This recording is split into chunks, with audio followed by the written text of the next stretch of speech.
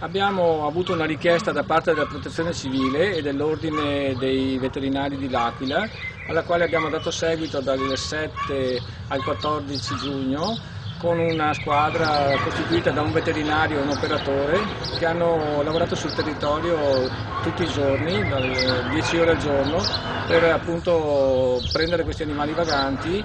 Sono rientrati a Treviso solo da qualche giorno gli operatori del servizio veterinario dell'azienda ULS 9 che sono stati impegnati in Abruzzo dal 7 al 14 giugno nel salvataggio e nella tutela di molti animali rimasti senza casa a causa del sisma. Nei vari comuni abruzzesi si contano oltre 5.000 cani randagi, una situazione drammatica, racconta il dottor Camerotto. L'appello e la richiesta di aiuto è stata lanciata subito dopo il terremoto. A soffrire e rimanere soli anche i nostri amici a quattro zampe. Per migliaia di loro non ci sono più cucce né cibo. Non rimane allora che vagare soli o in branco ed è proprio quest'ultimo fenomeno a preoccupare molto gli operatori che da tutta Italia stanno arrivando per offrire un aiuto specializzato con mezzi propri. La presenza di molte femmine ha visto impegnata la squadra trevigiana in catture di selezione di interventi di sterilizzazione chirurgica per impedire che la popolazione canina subisca un incremento, aggravando così una situazione già fuori controllo.